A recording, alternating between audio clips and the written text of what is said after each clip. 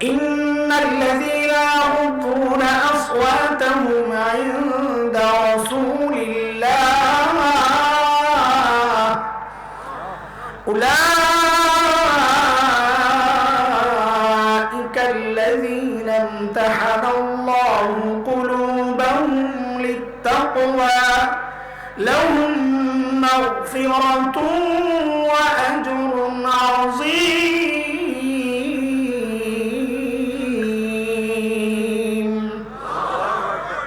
সাহাবীর তাকওয়ার সাক্ষী কে দিয়েছেন? চিৎকার করে বলেন, কে দিয়েছেন?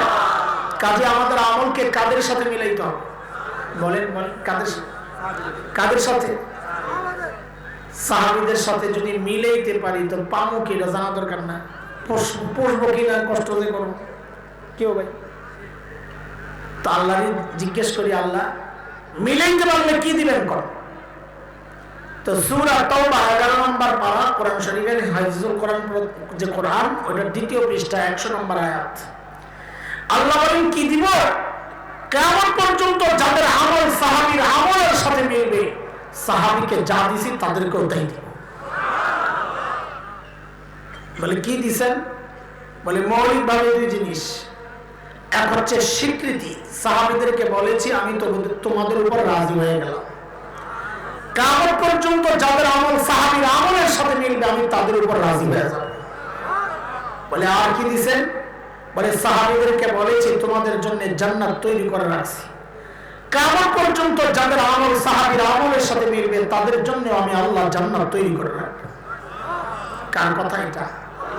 আল্লাহ বলতেছে والسابقون الأولون من المهاجرين والأنصار والذين اتبعوهم بإحسان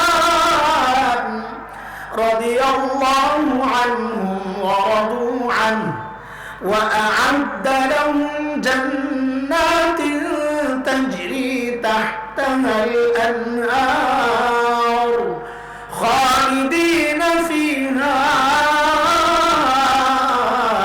أبدا ذلك الفوز العظيم।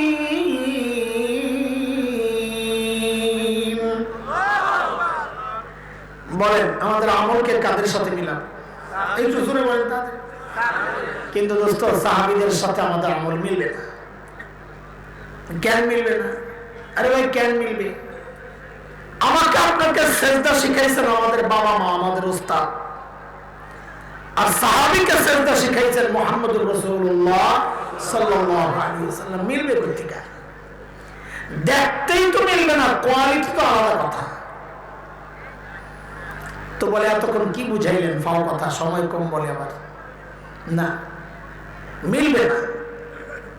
যা বুঝাইতে চাচ্ছি তা বড়দের কথা, আমার কথা না। মিলবে না। আমাদের কাজ হচ্ছে কাছাকাছি যাওয়ার চেষ্টা করা। বলে কাছাকাছি যাওয়ার চেষ্টা কেন করব? তো ওইটা সোনার অক্ষরে লিখে রাখার মতো একটা কথা।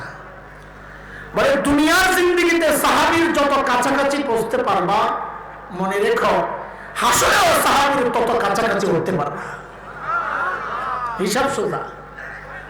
হাসরে সাহাবীর কতটা কাছে থাকতে চাও, দুনিয়ায় ততটাই সাহাবীর কাছাকাছি পৌঁছার চেষ্টা করো।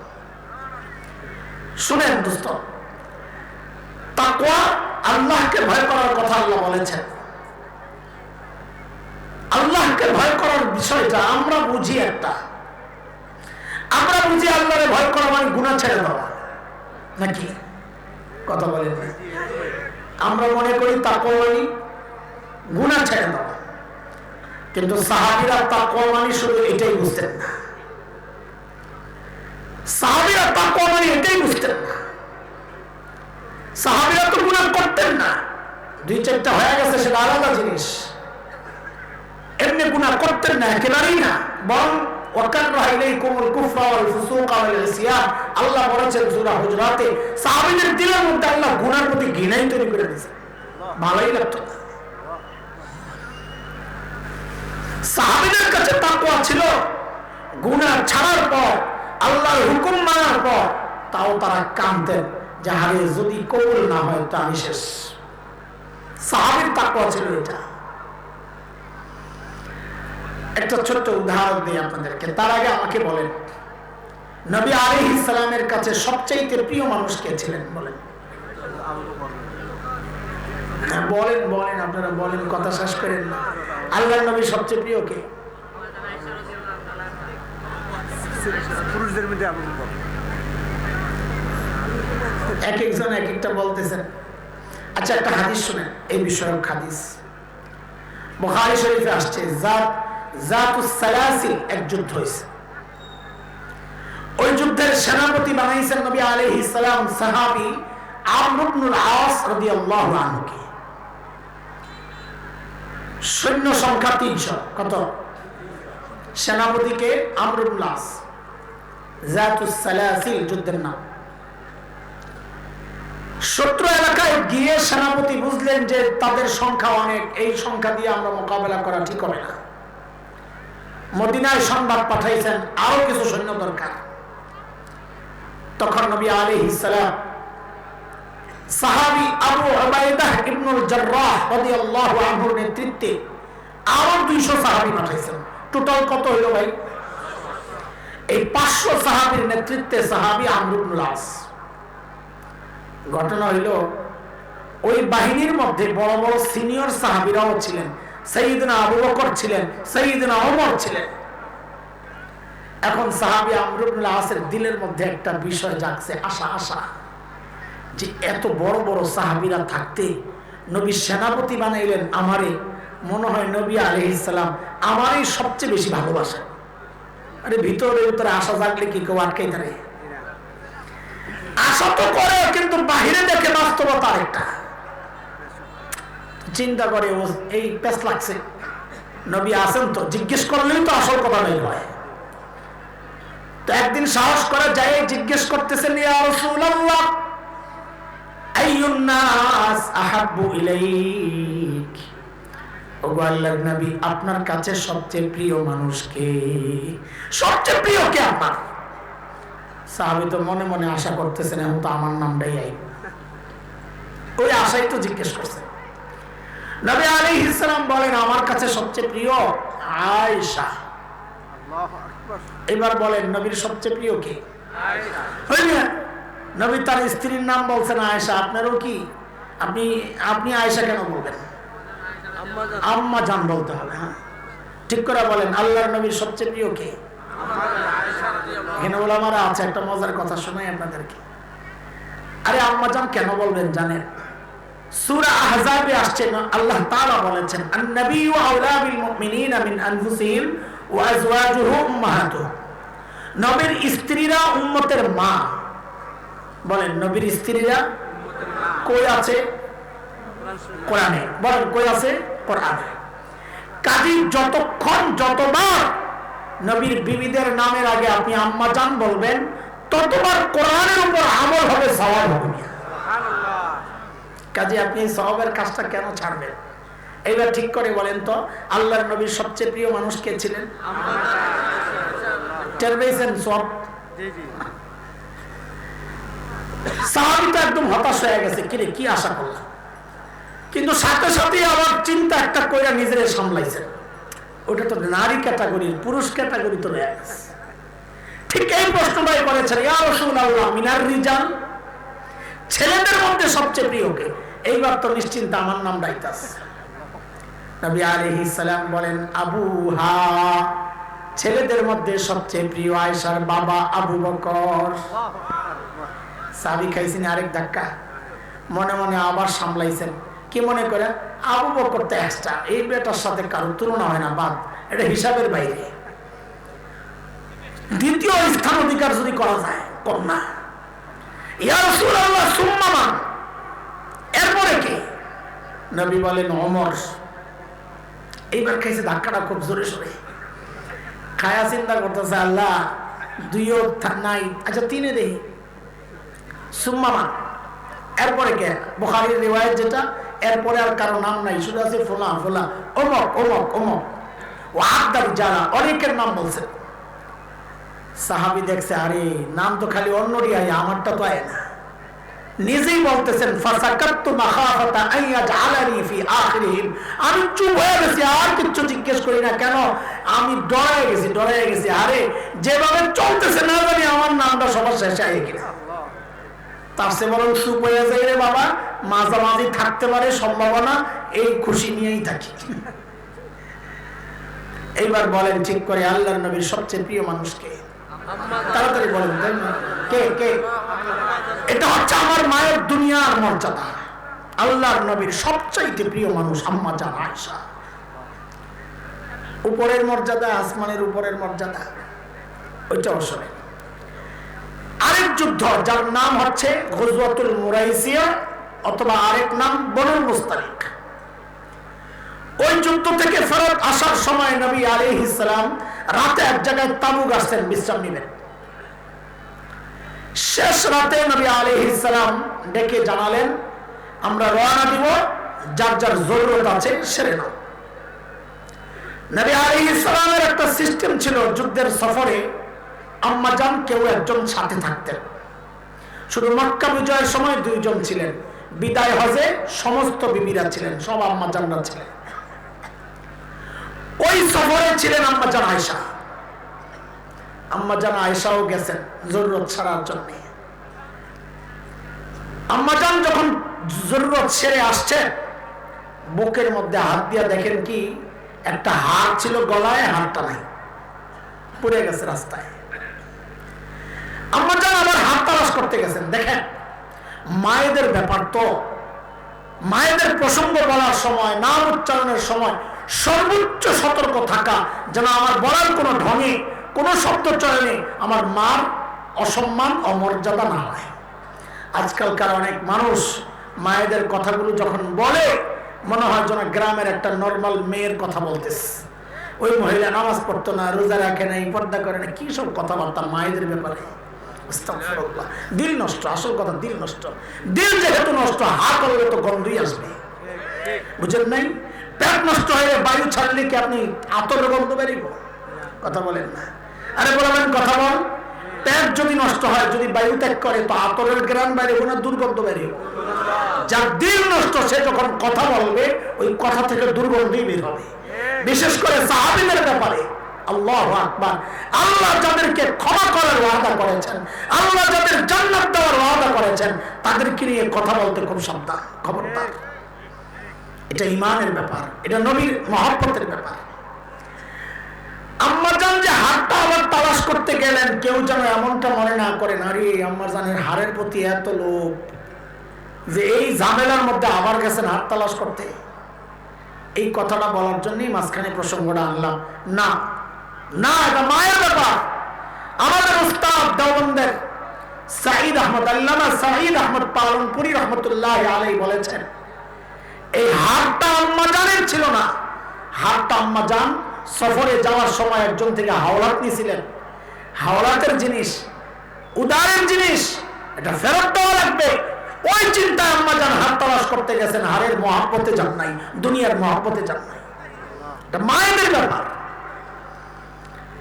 আম্মাজান লম্বা সময় হাত তালাশ করতে করতে করতে যখন ফেরত আসছেন, এসে দেখেন যে ময়দান পুরা খালি। নবী আলাইহিস সালাম কাফেলা নিয়া রওনা দিয়া চলে গেছে। আম্মাজান যে ফালাইয়া গেলেন, দোস্ত একটা সূক্ষ্ম আকীদা ঠিক করবো, এখন মনোযোগ দেন। আম্মাজান নিজে বলেন আমারে ফালাইয়া কেন গেছেন? বলে আমাকে যে পালকিতে উঠানো হয়েছে, ওইটা হলো আমরা আরবিতে বলি হাউলাজ। ওটের উপরে কাঠ বিছাইয়া একটা পালকির মতো বসাইয়া দেয়, ওটার মধ্যে মেয়েরা বসে। তো আম্মাজান বলেন পালকি যারা বহন করছে, আমি গরমে হালকা হওয়ার কারণে ওরা টের পায় নাই আমি যে পালকির ভেতরে নেই। পালকি তার উন্মুক্ত না, পর্দা দিয়ে ঢাকা।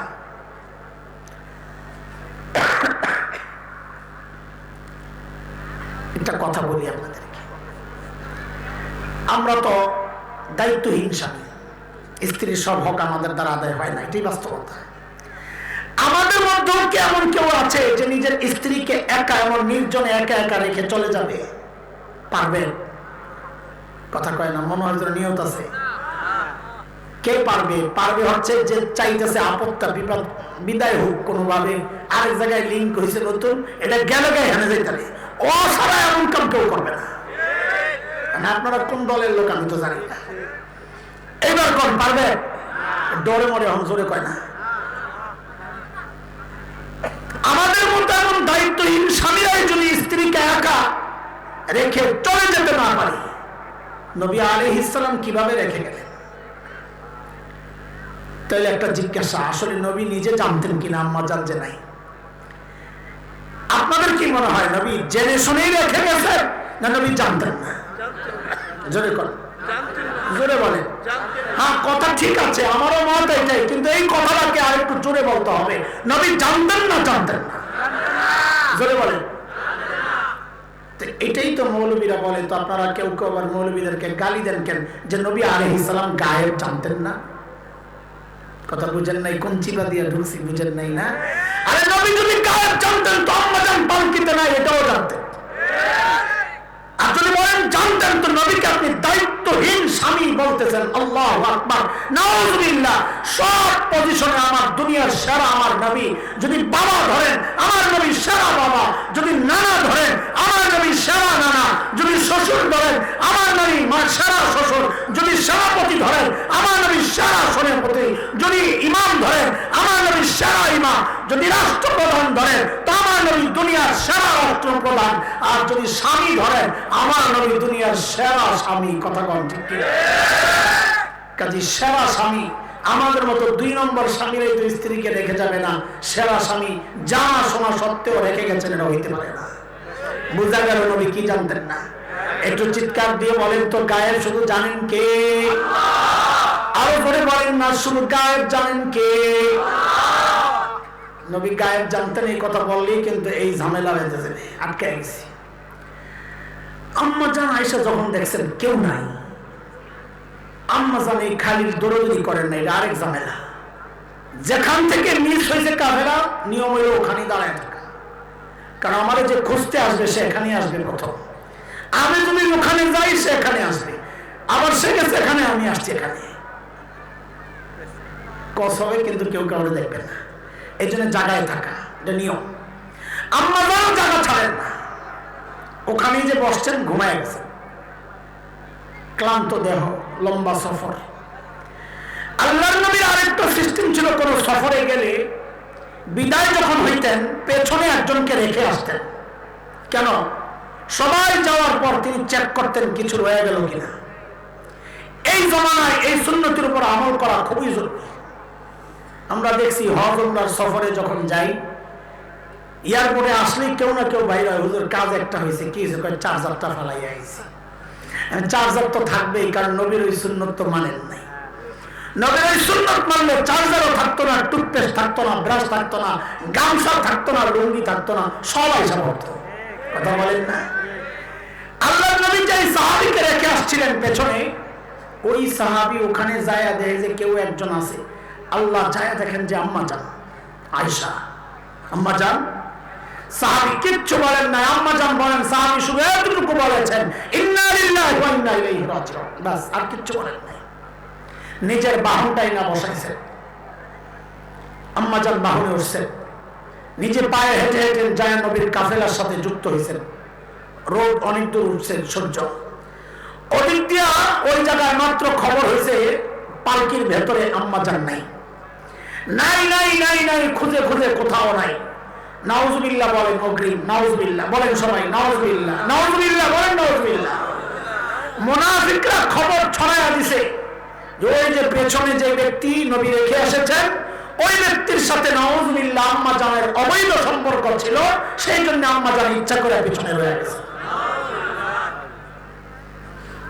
হায় হায়, এই খবর গোটা মদিনা গরম, টক অফ দ্য টাউন, সবার মুখে মুখে। হলো কি মুসলমান না, এটা হইতে পারে না। মুনাফিকরা খবর, মুনাফিক সর্দার আব্দুল্লাহ ইবনে উবাই ইবনে সালুল কি করতেন জানেন? হাসি শয়তান, মানুষ জমা করত, নিজে বলতো না, তাহলে তোমার মাই খেব, জমা করে কিন্তু কিও কি একটা শুনলাম, এ খালি এটাই করতো শয়তানি। কি করতো? কিও কি একটা শুনলাম, তোমরা কিছু জাননি, মানে আরেকজনে বলো, ও বললে তোর নিয়ে মাই খেব। 1 মাস চলে গেছে, বিষয়টা আম্মা জানো জানেন না, বাইরে বাইরে কথা হয়। 1 মাস পর আম্মা জান যখন জানলেন, আম্মা জান তো আসমান থেকে পড়ছেন, এইটা কি বলে কি? নবীও কিছু বলেন না, নবীও জানেন না কি বলবেন, এই যে গায়েব জানেন না, আসমানের ইলমের অপেক্ষায়। 1 মাস পর আম্মা জান জেনে অনুমতি চাইলেন, আমাকে বাবার বাড়ি যাওয়ার অনুমতি দেওয়া হোক। যাও। গিয়ে বাবা আবু বকর মা উম্মে রোমানকে জিজ্ঞেস করলেন, আপনারা কি শুনেছেন কিছু? বলে শুনেছি, কিন্তু আমাদের কিছু বলার নাই। নবী বলেন না, আমরা কি বলবো? আবু বকর রাদিয়াল্লাহু আনহু আমার আর আপনার মতো বাপ না, মা যা হইছে হইছে, লাগলে নয়া মুতুরে ঘরে দেব না নবীর কাছে। এটা কি আমার মতো হাসান জামিল নাকি আবু বকর?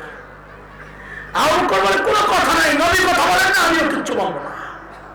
আম্মা জান খুব কষ্ট পাইছেন, 3 দিন কেঁদেছেন একেবারে, বলে চোখের পানি শুকায় গেছে আমার।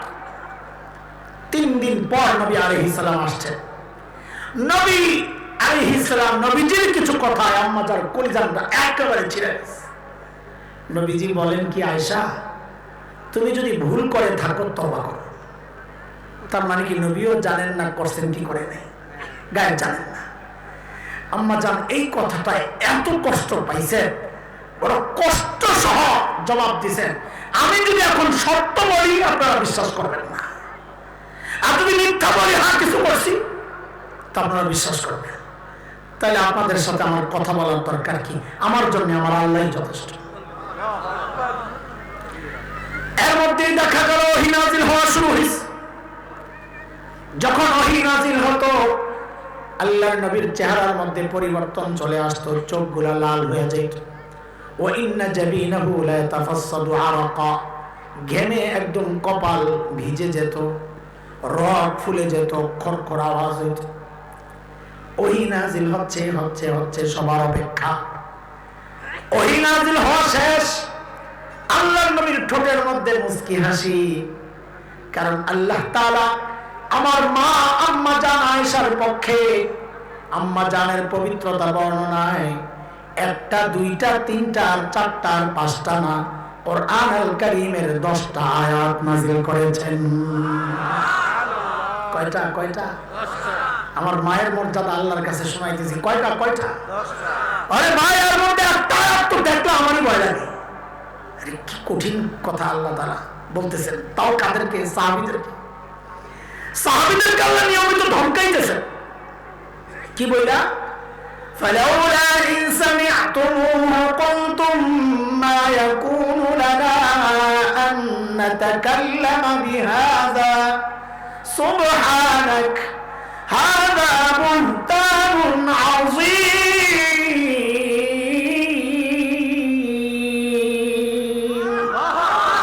আল্লাহ সাহাবীদেরকে ধমকাইতেছেন, আই তোমরা যখন এই কথা শুনলা কেন বললা না এই বিষয়ে আমাদের কথা বলা উচিত না? কেন বললা না আল্লাহ পবিত্র, আল্লাহর নবী পবিত্র, নবীর স্ত্রী পবিত্র?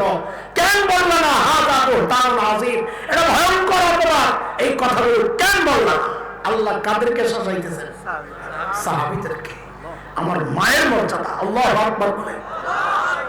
আমার মা জান্নাতের সুসংবাদ পাওয়া, ও আমার মায়ের আশপাশ দেখে আসছি, অনেক মায়েরা দাঁড়ায় দাঁড়ায় বয়ান শুনতেছেন, কান খুলে শুনে। আমার মায়ের অবস্থা, এই মানুষটার আখিরাত নিয়ে কোনো চিন্তা করা দরকার আছে বলে? যার এত মর্যাদা, যিনি নবীর সবচাইতে প্রিয়, যার কাছে আল্লাহর এত দাম, যিনি জান্নাতের সুসংবাদ পাওয়া, অথচ আল্লাহর ভয়ে কি করতেছেন একটু শুনেন। এটা বলার জন্যই আসছে এই পর্যন্ত। আম্মা জান আয়েশা একদিন রাতের নামাজে, রাতের নামাজ বুঝেন, তাহাজ্জুদ নামাজ, নামাজে দাঁড়াইছেন আম্মা জান। ও যুবক বাবা, মুরব্বীরা একটু খেয়াল করে শুনেন। কোরআন আল কারীম নামাজের মধ্যে তিলাওয়াত করতে করতে একটা আয়াত চলে আসছে। কোন আয়াত? وَبَدَا لَهُم مِّنَ اللَّهِ مَا لَمْ يَكُونُوا يَحْتَسِبُونَ। এই আয়াত পড়তেছেন আম্মা জান আর কাঁদতেছেন, দাঁড়ায় দাঁড়ায় কাঁদতেছেন। কখনো অর্ধেক পরে ঢুকে কেঁদে ওঠেন, আবার শুরু করেন, আবার কিছু সময় যায়, আবার কান্না করতে করতে আবার আয়াত শুরু করেন। রাত শেষ হয়ে যাচ্ছে, নামাজও শেষ হয় না, তিলাওয়াতও শেষ হয় না, কান্নাও থামে না। কাঁদছেন তো কাঁদছেন, কাঁদছেন তো কাঁদছেন। কি আছে আয়াতে যে আয়াত পড়ে আম্মা জান এইভাবে কাঁদতেছেন? আরে আমি হাসান জামিল হাফেজ, কত শতবার এই আয়াত আমার সামনে দিয়ে আসছে গেছে, কোন বিন্দু মাত্র চিন্তাও আসে নাই কি হয়েছে। কিন্তু এই গল্প শোনার পর, এই গল্প পড়ার পর এখন এই আয়াত দেখলে ডর লাগে, এখন ডর লাগে। আয়াত আছে কি আগে না বুঝেন, তারপরে আম্মা জানের কান্নার কারণ শুনেন। আল্লাহ বলতেছেন ওয়ালাদাহুম মিনাল্লাহ, হাসরের মাঠে বান্দা কোন বান্দা এমন পরিচয় প্রকাশ পাওয়া যাবে মা লাম ইয়াকুনু ইয়াহতাসিবুন, যার কল্পনাও সে দুনিয়াতে করে নাই। এখন এই আয়াত পড়ে আম্মা জান কেন কাঁদতেছেন? আম্মা জান কাঁদতেছেন যাহারে দুনিয়ায় তো আমার পরিচয় আমি আবু বকরের কন্যা, দুনিয়ায় আমার পরিচয় আমি নবীর স্ত্রী। আল্লাহ হাসরের মাঠে দাঁড়ায় যদি দেখি আমার পরিচয়টা পাল্টায় গেছে, তখন আমি কি করব? বলে আম্মা জান কাঁদতেছেন এই চিন্তা, আর এই চিন্তায় তো চিৎকার করে গড়াগড়ি করে কান্না করার কথা আমার মতো জালিমের। আম্মা জান কাঁদতেছেন। ও ভাই, আমি আমাকেই বলতেছি, কোনদিন চিন্তা করেছি এটা? দুনিয়ায় তো বুঝতেছি হাজী সাহেব, হাসরে উঠা যদি দেখি আল্লাহ পাজিদের সাথে দাঁড় করায় রাখছে।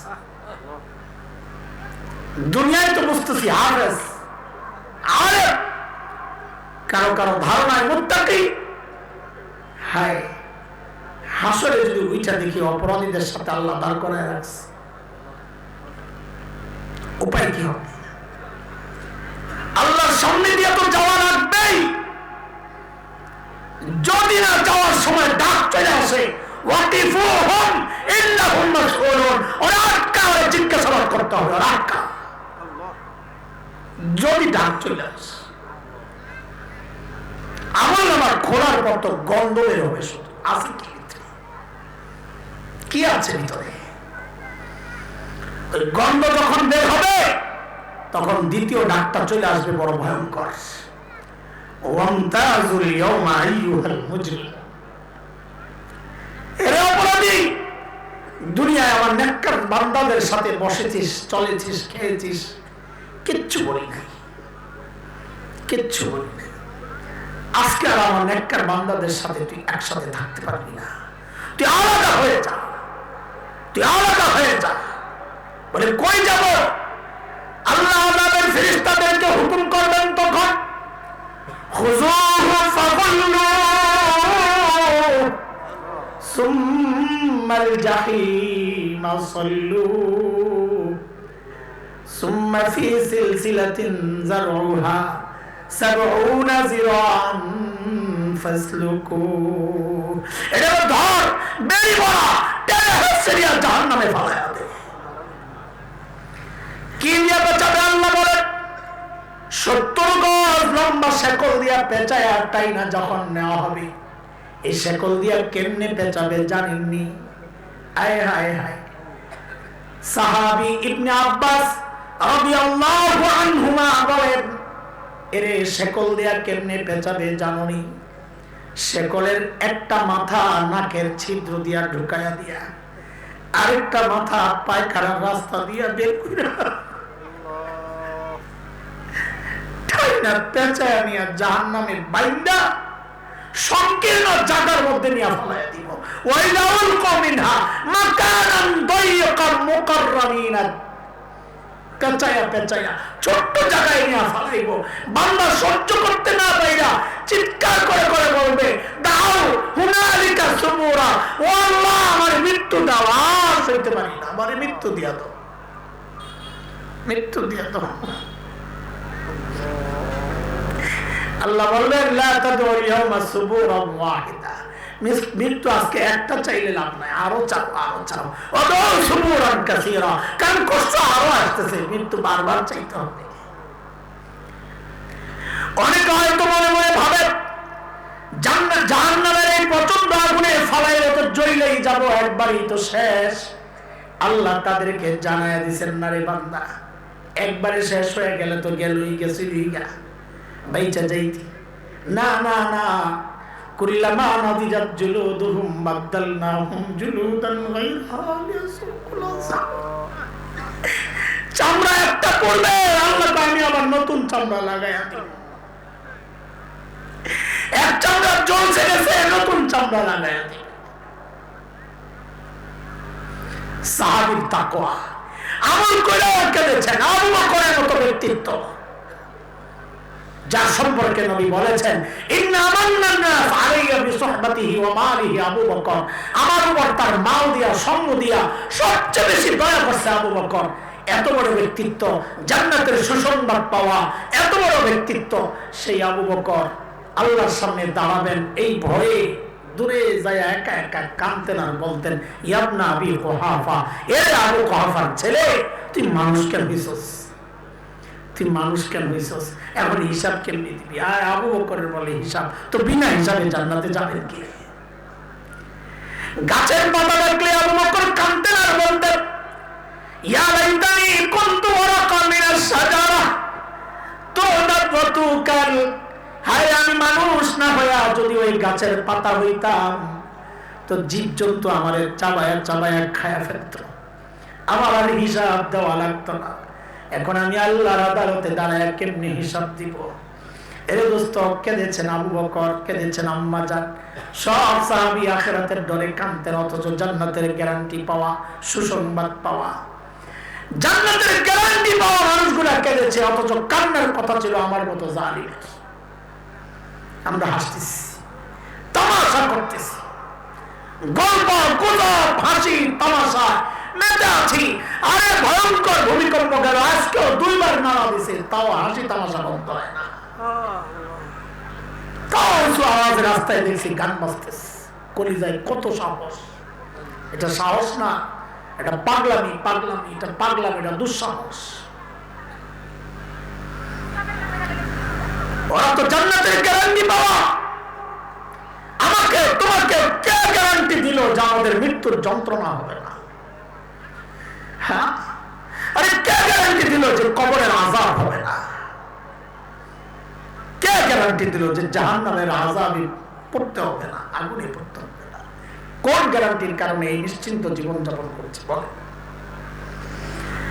আমি আপনি যেন নিশ্চিন্ত না হয়ে যাই, ওই জন্যই আল্লাহ তাআলা মায়া করে করে ডেকে ডেকে বলতেছেন ইয়া আইয়ুহাল্লাযীনা আমানুত্তাকুল্লাহ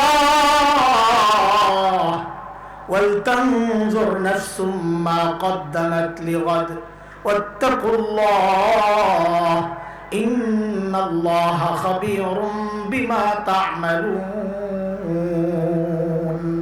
ও ইমানদারেরা, আল্লাহকে ভয় করো, আখিরাতের জন্য প্রস্তুতি নাও, নেওয়ার পরেও ভয় করো, কারণ আল্লাহ কিন্তু সব জানেন তুমি কি করো। ইন্নাল্লাহা খাবীরুম বিমা তা'মালুন, তোমার প্রত্যেকটা কর্ম সম্পর্কে আল্লাহ অবগত।